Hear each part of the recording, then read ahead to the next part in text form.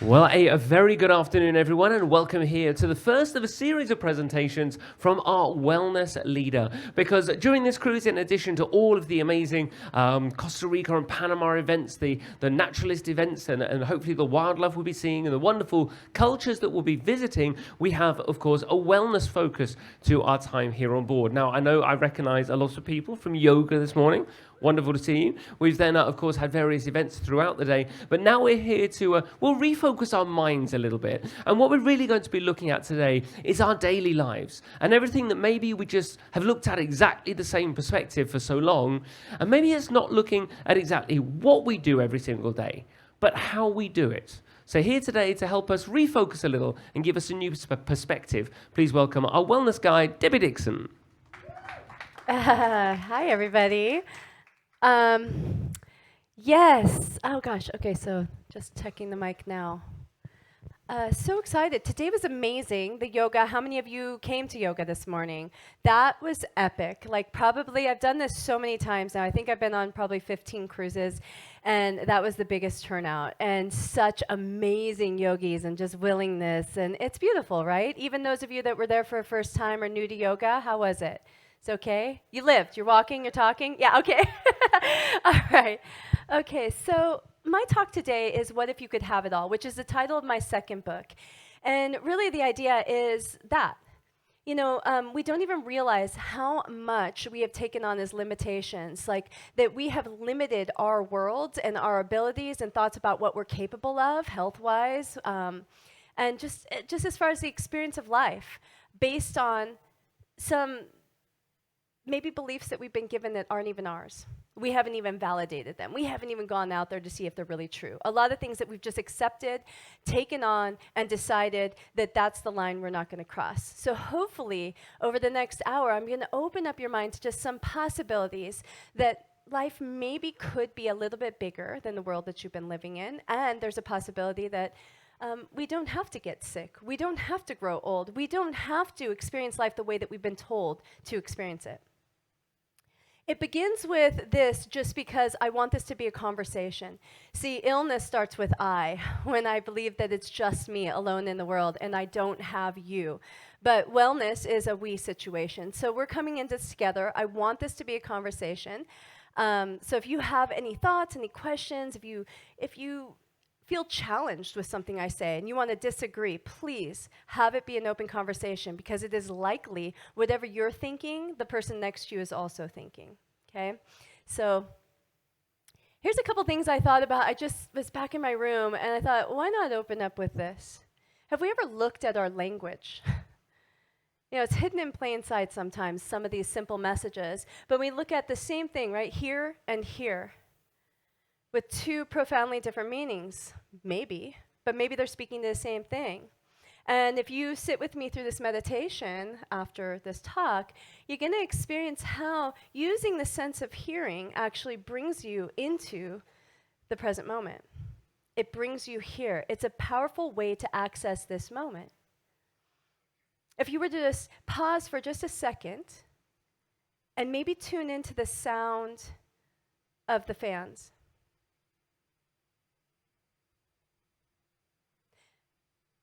And then don't label them, just feel the quality of that sound. Can you notice how that feels? It anchors you, right? It brings you here. We sound, anchors exactly. And then we look at present, and this is one you probably heard before, but I mean, it's something, image, imagination, magician. Everything starts in our mind with an image, in our imagination, and we are the magicians in our life. And all of these have the same roots. They're very similar. Nose and nose. Animals lead with their nose. Humans call it intuition. Animals smell everything, sniff everything, right? That's how they get so much information. They know through that sense. So just some things. Identity, I. See? The I that is I am, that I call myself, right? That's my identity. Anything that I place after that is something I'm telling you about me, my persona, and I is my perception of the world. This is one of my favorites, because if you're on the ship, and sometimes I'll spend weeks on the ship, and I wake up and I'm walking down the hallway and everybody's like, good morning, good morning, good morning. And once you've seen this, you can't unsee it. Good morning. So I try and pause with that. And maybe there's people are starting to say now grand rising or just, hello. So we're going to start with the easy questions. What's the meaning of life? Anybody? Experience ourselves. Love that. Yeah. Experience ourselves. Any other ideas? What is the meaning of life? What do you think? Why are we doing this? Yeah.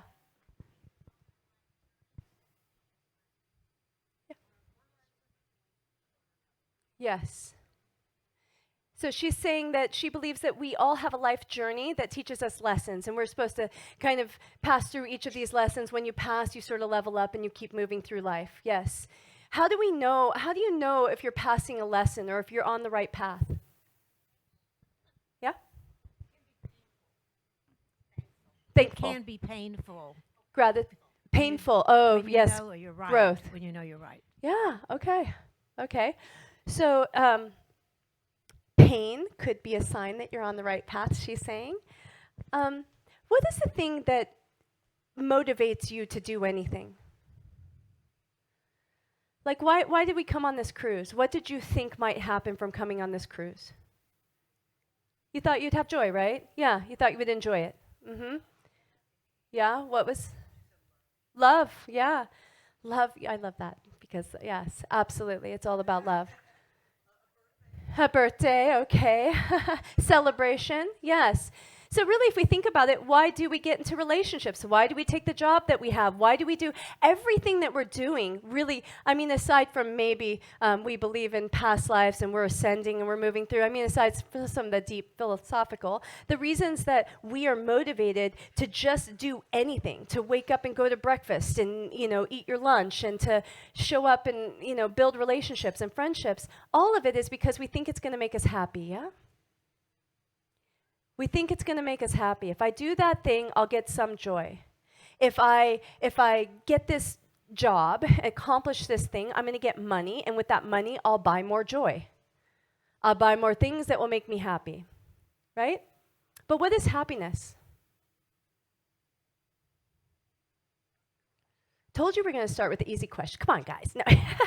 What is happiness? This is what the one question you probably have never asked yourself. What is happiness? Balance? Yeah. Love that. These are good. Love. Yes. Yeah. Back to love. Somebody's in love. Yes. Being centered. Being centered, balanced again. Beautiful. Yeah. And this is something that I would agree with as well. But most of us believe that happiness is something that we can purchase. Right? A lot of us have been told that, consumerism, right, preys on this idea of what happiness is. You will be happy when, right? Everything that we see, every ad that you see is going to create a problem and say, if you have this problem, you will be unhappy. But guess what? I have the solution. Do this, and you shall be happy again, right? So first they have to, but again, they're using this premise of happiness that really none of us even know what it is. But they're going to show somebody just like this. Look at how happy I am because I have this thing. You should have it too, and then you'll be happy. And you know what happens? We'll work real hard to get that thing, to get on the cruise, to do the fancy trips, to get whatever it is. And then we get there, and we're like, when's the happiness going to happen? Oh, maybe this is happiness. How come it doesn't feel really different?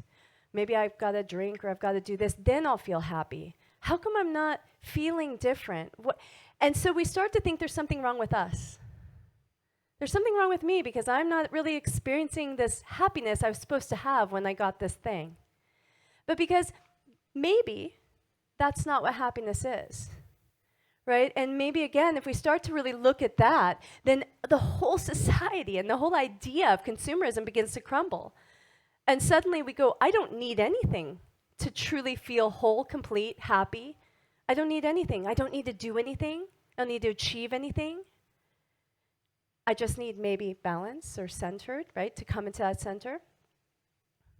So I'm going to ask you all to do this with me. We're going to take a small journey. I'm going to have you kind of lean back in your chair, make sure you feel supported, and then close your eyes. And as you close your eyes, you're going to take your right hand and bring it in front of your face just a couple inches. And I want you to place your ring finger from your right hand on your left nostril just gently, and your thumb on your right nostril. And your pointer finger and middle finger are going to sit on the bridge of the nose. So you're kind of just gently cupping your nose. Now create a little bit of pressure with your ring finger and block your left nostril. And begin to inhale through your right nostril, filling all the way up to the top. And then once you're full, I want you to plug both nostrils, release your left nostril, and exhale out of your left nostril all the way. Once you're empty, I want you to inhale through your left nostril, filling all the way up. And then exhale out of your right nostril, empty all the way. So wherever you just exhaled, you're going to inhale again, right nostril, fill all the way up. And then exhale, left nostril.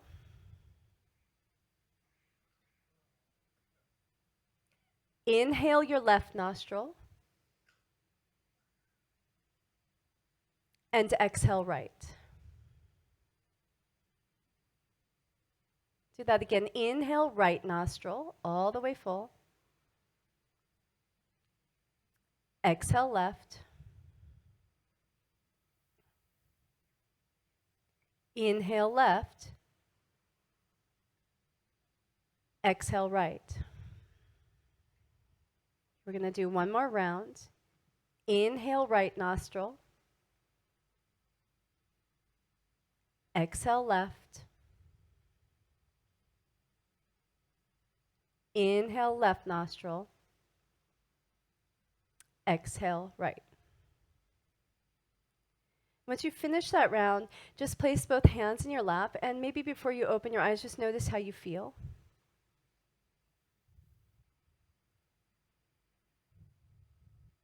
And then you can open up your eyes. How do you feel? Centered? What? Relaxed, yeah. Calm, right? Still, peaceful. Peaceful, calm, centered, balanced. Yeah, that was just a few minutes, couple minutes of breathing, maybe two, of alternate nostril breathing. And what that does is balances out the brain and brings us into what we spoke about, a centered place, a balanced place. And it's really this feeling right here that we're after. We think we're after some sort of ecstatic thing that's going to bring us happiness and but any high that we have is going to have a low, right? Which is wonderful. We can go up and down and experience it as long as we don't get caught up in the storm. But that center place, that's where the magic happens. That place that we just created. So this is a little bit about me. I thought I'd introduce myself and kind of my story so you can understand. A question I often get with people as they meet me or talk to me is like, Debbie, how did you come up with all this stuff? How did you figure all these things out in life? And so this is who I am now, right? Debbie Dixon, the intuitive life coach, wellness expert, healer, inspirational speaker, this thing. But this is where I began, just like all of us, right? As a child, interested, curious. The difference about me, and I don't even know if it's different, probably a lot of us were this way, was I was always very aware. I was aware of the people around me. I wanted people to be happy. I wanted them to, I noticed when people were upset, and that really upset me. But what I noticed was all the people that were supposed to be my guides in this world, your parents, teachers, all the people we were supposed to look up to that were going to show us the way through life, give us guidance, that they were all miserable. Yeah? Yeah, it's crazy. It's like going to a restaurant, it's like you have a friend walking up to you going, oh my God, I ate this restaurant last night and it tasted like shit. The food was horrible. And I've been eating there every night since, and the nights before for a whole week, and you should come too. And you're like, huh? Why would I do that? But that's essentially what's happening. My parents are walking around miserable. They got these jobs that, they went to. And, I remember my dad going through what we would call a midlife crisis at some point. And he went around the house saying, life's a bitch and then you die. And I'm like, this is the guy I want to listen to? But he had gotten to this place where, hey, I've checked every box. I've been told, I got married, I got the house, the picket, white picket fence, I had the 3 kids, I did everything right. Why am I not having this elusive happiness? Why don't I feel purposeful? So for me, I started looking at that. I'm like, well, maybe I don't want to follow the structure of society. Maybe they don't know what they're selling, A lot of people felt like they're going through the motions. How many of you have felt like that at times, where you just wake up, you go through the day, you go to sleep, and then you wake up and do it again? And it's like a week goes by, and then a month goes by, and it just feels like one day is leading into the next, right? And the passion is gone, the purpose is gone, and we're not sure why we're doing it. Many of us feel this way, right? Yeah, and we're still relying on those people to tell us what to do next, the people who are doing just the same things. They haven't found happiness. They don't feel at peace or at ease. So this was me. At 15, I was like, screw this. I'm out of here. I don't think it was my choice. I think I was forced out, but it happened. At 15, when you start to rebel a little bit, they kind of, and my house was one that any person would rebel from. It was not a comfortable living situation by any means. So at 15, I escaped. At that point, I had never really been shown what love was. And definitely love is magical, right? It is the thing that we're after. But I had been sold this idea of love that's earned. If you behave this way, I will love you. Well, is that really love? I don't know. If you show up this way, then I'll love you. And so, and really, love wasn't even something that we were told in my household. So what happened is, when I escaped at 15, guess who? I'd ran away from my family, but I was still with me. Yeah, and I was really good at creating circumstances that were exactly like what I knew. See, I didn't know a world that existed outside of some of the discomforts of my home, right? The dysfunction, the not loving environment that I'd come from. So all I did was remove myself from that situation. Well, you can take yourself out of the situation, but you're going to just recreate it somewhere else. I just found other people to treat me the same way, right? And so by 17, I had ended up having a baby. By somebody I thought loved me. But again, had a very warped idea of what love was because I hadn't been shown that. But then I had this baby, and that was the day I would say my life changed. How many of you had children? Yeah, and if you don't have children, you've held a baby, yeah? You got this baby looking at you, that's unconditional love, right? They'll just love you. It's like a dog, right? They don't know any better. They just love you. You don't have to earn it. You don't have to do anything. And that was my son. I'd never had anybody look at me that way. I'd never had anybody love me that way. And so because of that, I wanted to give him everything. I wanted to do anything possible for him because I'd never had somebody love me like that. And so, and he showed me. He was like the first one to sort of crack open my heart a little bit. So me doing anything, sacrifice, led me, and this is many, many years ago, by the way. So at that time, there wasn't, again, I was looking at the world through blinders, which is a lot of us are, we all are. Our belief systems, what we've been shown, what we've been taught about the world is the way we view the world. Again, I had a very limited view. It was me against the world. People are bad. People will hurt you. People will do that, It was a constant fight or flight situation. So this landed me in jail. I was in the adult industry for many years. Sickness was a big part of my life. I can't remember a day through my childhood, teens, 20s, even 30s that I wasn't extremely ill. Pain all the time in my physical body, sickness, digestive issues, all of the things. So self-medication is what we do, right? We figure out a way. We got to get up and do it again. We got to go through the next day. So I'm gonna reach for whatever's there. So for me, it was the things like the marijuana, the drinking, whatever was available that you could get your hands on so I could get through the day. And then this happened. You guys know this chick? Madonna? So back in the day when I was young, Madonna was like the hero, right? She was the wild child. She was the one stepping outside. She was like, show me a line, I'm going to do this. I remember her saying to everybody when they would ask her, so what are you going to do next? Anybody know what she said? I'm going to rule the world. That's my next step. And I was like, who is this lady, right? Like, that's what I'm talking about. She doesn't have these limitations. She's looking at the world and she's just taking ownership. And so she was somebody like I had kind of looked at and admired. It wasn't like I worshipped, I just admired her. I thought she was kind of cool. And then she started talking about yoga. And back then, this was a term that nobody heard of. Like, this was like a very foreign word. This is before it even came over to the States. It was very new. And we've got Madonna selling this yoga thing. And I was like, what is that? I'm trying to write it down. This is back when we had yellow pages. I had to pull out the yellow pages, and I'm looking up this word, yoga.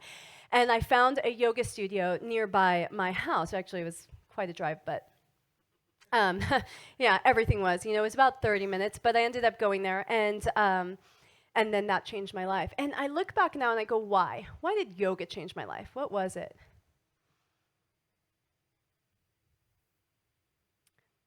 Discomfort. See, what I had learned, which most of us learn, is how to escape. You put me in an uncomfortable situation. Remember, I was in the sex industry. I was doing things that were extremely uncomfortable. You know what I could do really, really well? Escape. I could leave my body there and I could go somewhere else. Which, by the way, is extremely harmful to the body. The body doesn't feel your love, does it? Doesn't feel like it matters. So when I come back, guess what? The body's suffering. It's in pain. There needs to be this union, this connection, this building of a relationship with our body, and most of us don't have that. In fact, we entrust doctors to tell us about our body. We know nothing about it. We don't even look up what our body is, right? We don't know a lot about our bodies. We've given over that power to somebody else.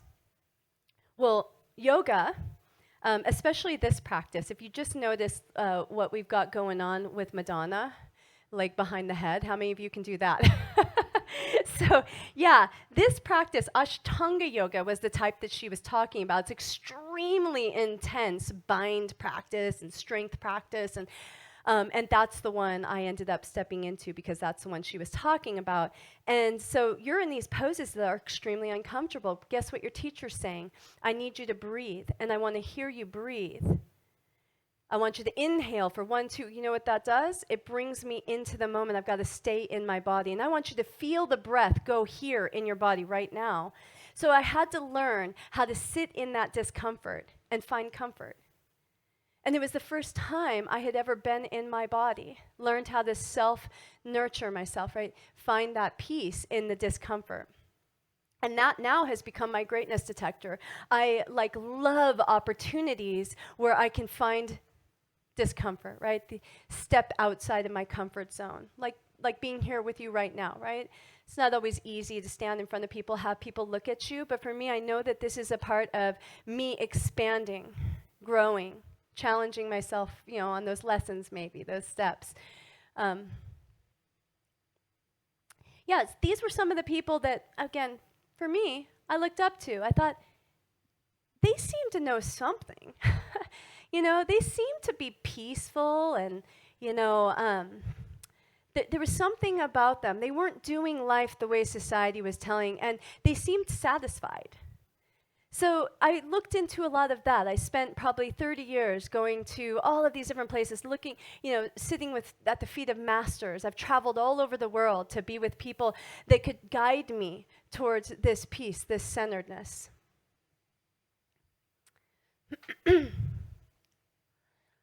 Lord Shiva. So I put these in here to explain a concept of expansion. The bummer is life never does get easy, does it? Yeah, so there is something to learning how to settle into the discomfort of life and find comfort there. Yeah? So Lord Shiva, in yogic philosophy, they have a lot of these deities. And these deities are really just archetypes. They sort of represent aspects of self. It's not like you're worshiping a god. You're looking at these, again, it's a whole bunch of symbolism, different ideas about what, what they represent.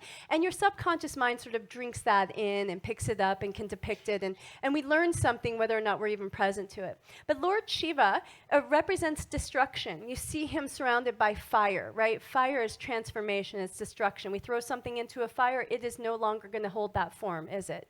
It's going to change forms. It's going to dissolve, shift, and essentially be destroyed. This is Vishnu, and Vishnu is centered, balanced. He's the preserver. Brahma, the creator, holding his heart, creating from the heart. And the reason that these are important is because everything that we're going to do in this life should take these 3 steps. The bummer is all of us want to reach for Brahma. We all want to reach for creation. Everybody's excited about what they want in life, what they want to create, what they want to do, what they want to achieve. But nobody realizes before you can create, do, achieve, there must be destruction. Yeah? Has anybody ever worked out, like tried to pump steel and get big muscles? Yeah? And when you do that, don't you know that to get the big muscles, first you got to break down, right? So oftentimes you'll work out and then you're sore, right? And we recognize that soreness as a good thing. Yeah. Because we've got to break down the muscles so we can build them up. This is the way everything in life is. So the reason I'm sharing that with you is because our life should be a progression, a constant movement towards expansion, towards creating something new. So if you're going to create something, you've got to expect destruction. Right? There cannot be a creation without a destruction first. Even if we want a new job, we want a new relationship, we want something else has to leave before the new can come. But what happens to us for some reason is that destruction comes along. So say you make a wish. Oh, I wish I had this new relationship. I wish I had this new job. I wish I was creating, whatever it is. So we're creating this forward movement in our life. We want this thing. So what has to happen first? What comes first? Destruction. That's right. So here comes the destruction. You put your wish out there. You were like, please give me this healing. Please give me this thing. And then it looks like you break your ankle. And then you get caught up in the break. Why me? Why? And what I'm telling you is, what if you could see that as part of the process of the creation? So we don't get caught up in the things that are going wrong, but instead we see what is trying to leave as a breaking down, as a release, as a letting go, as a preparation for our next step that's trying to be born. Right? Does this make sense somewhat? Give me a yes or a no. No? I love it. Okay, thank you so much.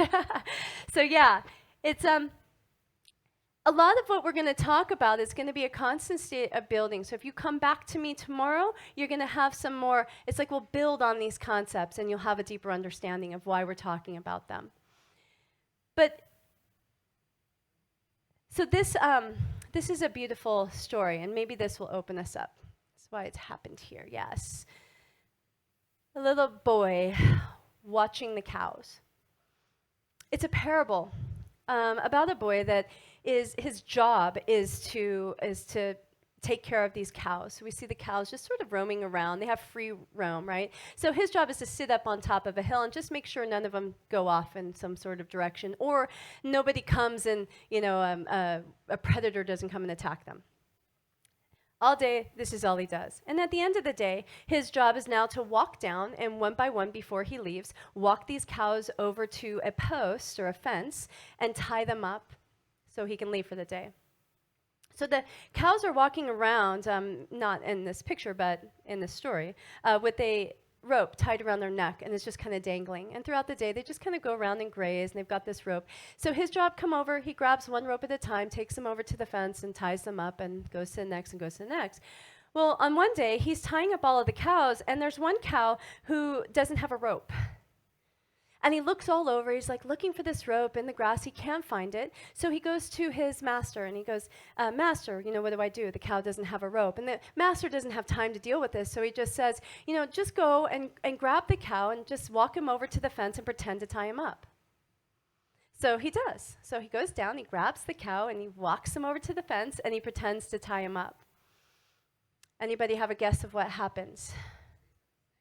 Yeah. The next day, the boy comes, and guess what? He's there. So the boy's like mystified, but he just goes and unties all the cows like he normally would, and then he goes back up and he's sitting back in his spot, and he happens to glance back over at the fence, and guess what he sees? That cow is still sitting there. And you know why? He didn't untie it.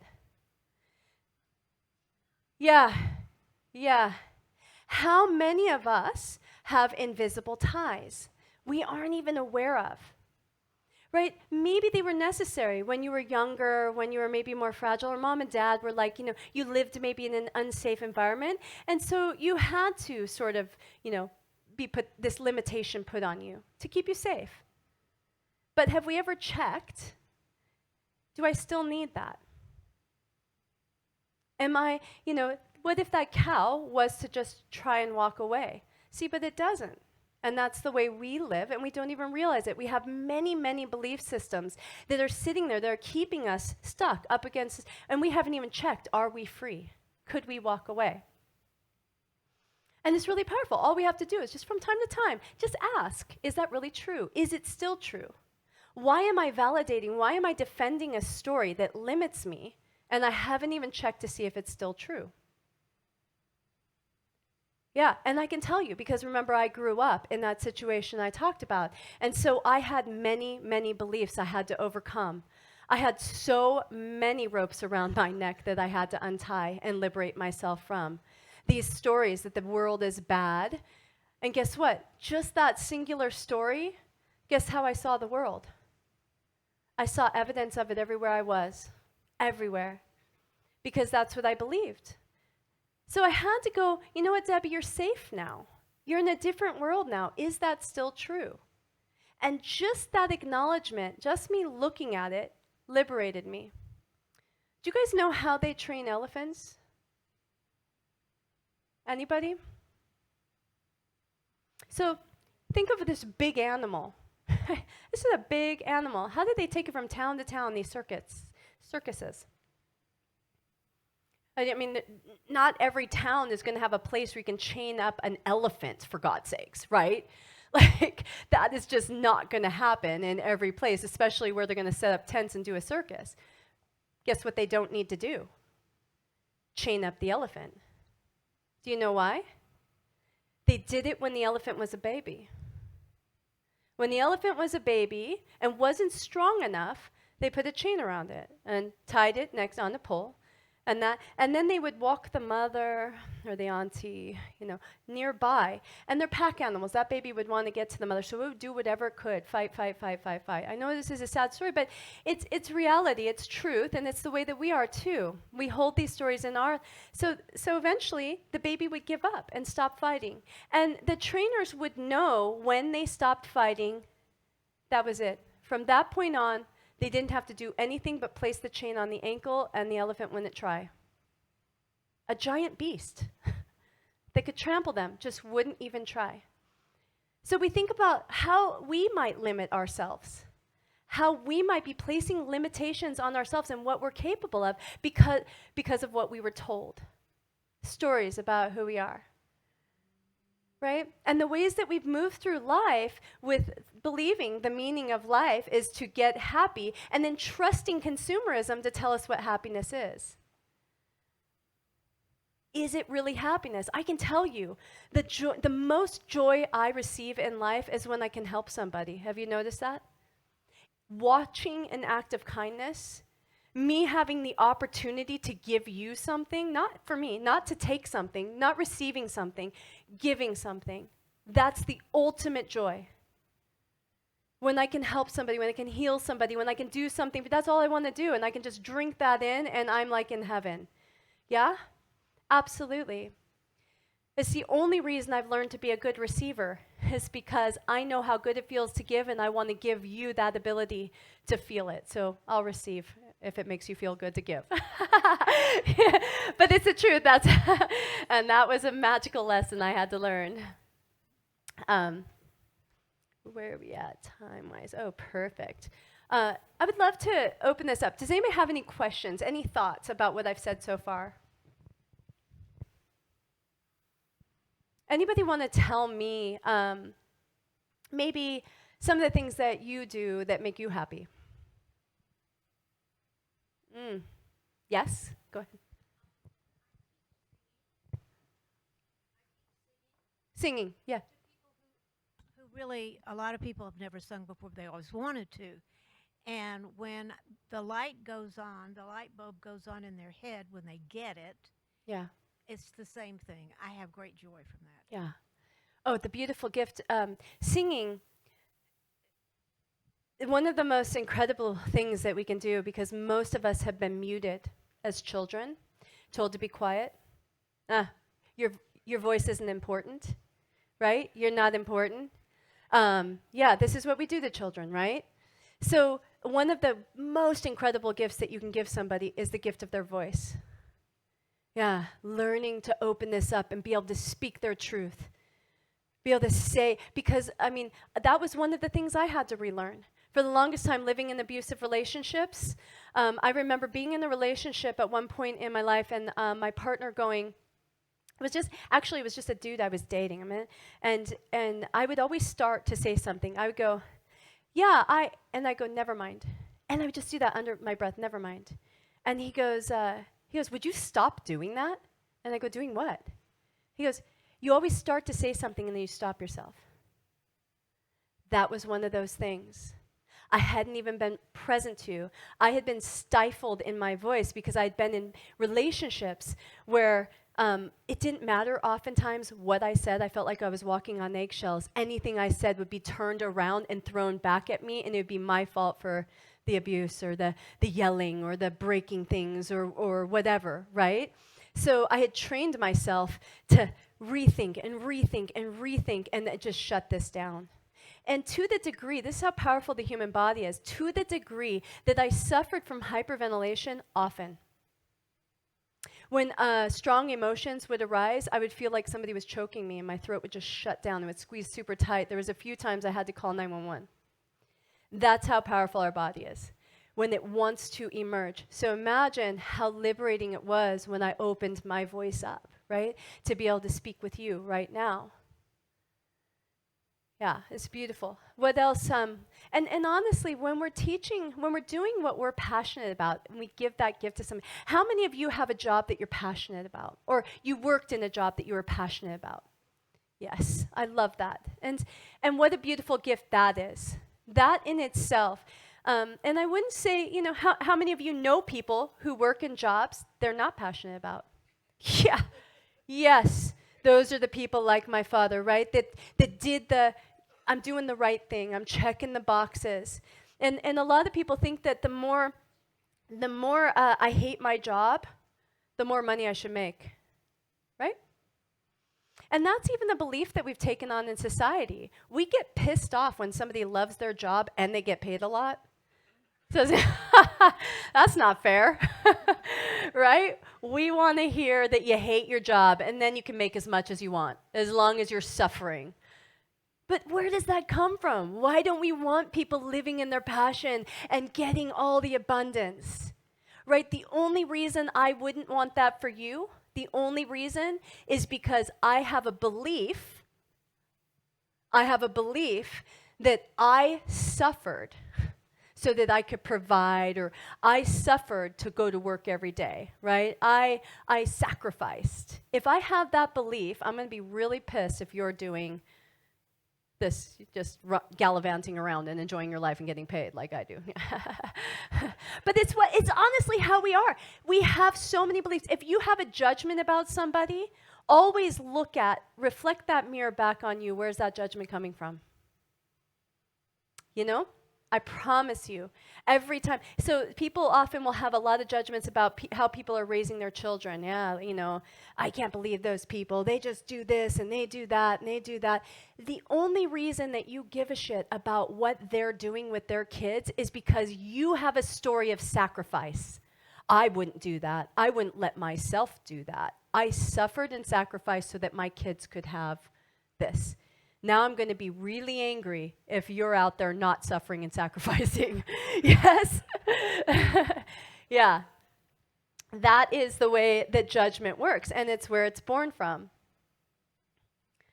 Come on.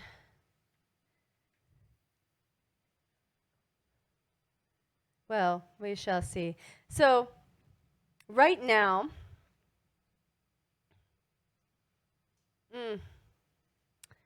that's why.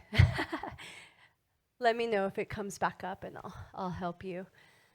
Yeah, I would love to just open. We've got probably like 10 more minutes before we're going to launch into our meditation. I would love to just open this up as a forum. If you guys have questions or thoughts, like things that maybe you've experienced in your life, like if you could, have any objection to what I've said so far. You want some clarity on something I've said. Maybe you've read my book and you're wondering something. I would love for you to, speak up, raise your hand, tell me. Anybody? Yes.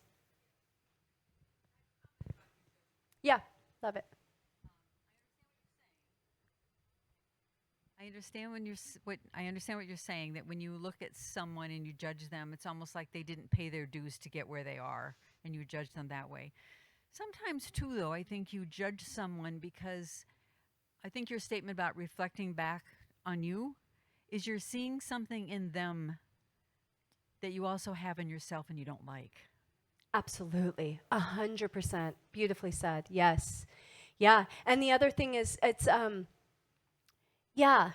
absolutely that. But oftentimes that has to do with, again, it's the same thing. It's like, I remember I owned a yoga studio, and I'm sitting in my front area, and people would often come in and ask for advice, and I would do these sessions and talk to people, and I'm sitting there, and somebody was walking. I was all windows on the front of the studio, and somebody was walking up just on the street, minding their business, and this woman was like, "Oh God, I can't believe her. How dare she?" Because she was wearing a short shirt and had like these shorts on, and a little bit, she said, this fat, like, how dare she, right? And again, why would you care? She's living her best life, right? Like, let her, like celebrate her. It's beautiful. And where's that judgment even coming from? Who decides what the ideal look is and it's if you feel good, right? But in her mind, she would never allow herself to do that, right? She had probably looked in the mirror so many times and said so many negative things about her body. So she was frustrated when somebody felt liberated enough to not feel that way. So oftentimes, our judgment of others is revealing to you one of those limiting beliefs, one of the things like the boy with the rope, right? One of those things that we need to look at and go, where have I stopped myself from being free, from being able to experience the world? And where did that belief come from? Who's decided that I can't have my fat rolling over or who's decided that's not beautiful? And if we just pause and look at it, what was that? Society, right. And society, again, we go back to consumerism. Society who had a desire to make you feel not enough so they could sell you a product that would bring you joy, supposedly. So I've got to make you feel bad, and now I've got the solution to make you feel good. There's the happiness, and then you think I should feel good now because I've got this ideal body, but we never get there, do we? There's always something else we need to fix. Yeah. So we discover that everything is found within us. So everything is really just a reflection. You're just, when I can look at you and I can see the judgments I have of you, it's just a mirror shining back at me, and there's parts of me I need to learn to love more. And this has been the journey I've been on for 30 years, 40 years, since back when I told you I left that house. It's been many, many years of me learning to love myself. That's all it is. First, I had to learn what love was. Thank you to my babies. You know, children are the best, viewpoint for what true love is, what unconditional love is. But then I had to learn to love myself, and it's still a journey. It never ends. That's really the journey that we're on. That's the levels we're moving through. And in my company, I call it the process is heal, expand, love, remember, become. That's what we're here to do. We have to look at the parts of us that need to heal. Once we look into them, we heal them a little bit, they begin to expand. And it's through expansion that we connect with the feeling of love. Right? Love and happiness and joy, aren't those expansive? If I did this with my body, how would you think I was feeling? Sad, right? And if I got really small, maybe depressed even, right? Yeah, so the more we contract, right? It's amazing how our emotions are shown in our physical body. But when we get happy, sit up a little taller, don't we? Yeah, even the sides of our mouths lift. And you know what's interesting about that is when we do this, guess what happens? Your nostrils open up. You have an increase of energy. It's powerful. And by the way, it's contagious. When I just smiled, how many of you just smiled? I love you so much. Yes, you did. It is contagious. Just the same as a yawn. I yawn, you yawn, it goes down this real fast, right? But that's how connected it goes back to that I and we. We are connected. I can change a room with a smile. So can you. Yeah, and I encourage it, please. But the more that, if I do this, yeah, that's a lot of energy, right? I'm excited. That's probably some of you watching football recently. Just a little bit of this action, right? We get so much energy. It's an explosion of energy from within, and we reveal it. And when we expand, don't we want to share it with everybody? Oh my God, I'm so happy. I want you to be happy. I want you to be happy. And when we're sad, guess what we do? We go hide in a room. We want to get away from everybody. We right? It's powerful. So if we can elevate ourselves, find joy, peace within, then we're giving that as a gift. Our energy now can infiltrate all of those around. It's like, again, and guess what we feel best doing? Giving. So if I can give that little gift of making you feel a little bit better, maybe just because I'm feeling good about myself. So you're actually giving a gift to the world by loving you, by healing you. You get to change the world. Right? The more that you feel satisfied and happy and healthy and good, you walk through the grocery store, you're changing every person you walk by. Have you guys ever felt walking by somebody and you can just feel their energy and suddenly you're like, oh yeah, I want to walk with you, right? You feel good. Yeah? Have you been around people that feel real crappy? They walk into a room and the whole room just kind of goes down? Yeah. We have an energy and we impact one another so much more than we realize. So choose your friends wisely. Also, I love the phrase, birds of a feather flock together. Please do look at your friends and go, why have I picked this crew? Right? They're going to resemble you in some capacity. They're there for a reason. They're showing you something about you, the part of you that you're healing maybe. So we want to fix our friends, right? We're actually fixing ourselves, right? And it's just such a beautiful gift.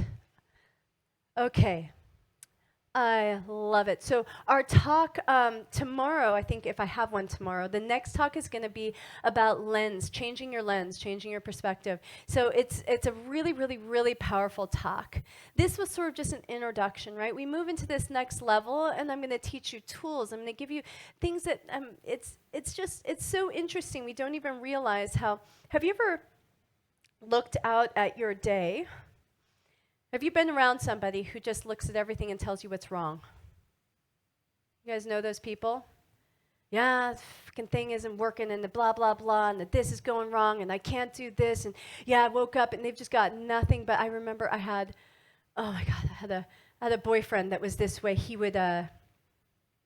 He would just complain about he would literally wake up. The first thing he would do when he was opening his eyes is just say the word fuck. That was it. It was just like fuck, like it's another God. It's like you just wake up with the thought. Wake up with this thought like, oh great. And immediately, and I'm just like, how do you wake up this way? Like, what is wrong with you? And remember, birds of a feather flock together. I picked that person intuitively, not knowing now, till now, but because I was really sharpening the tool of finding the silver lining in everything. And he was my test kit, right? Like every time he would tell me something wrong, I would turn it around. So I got really, really good at it. It was like this mastery.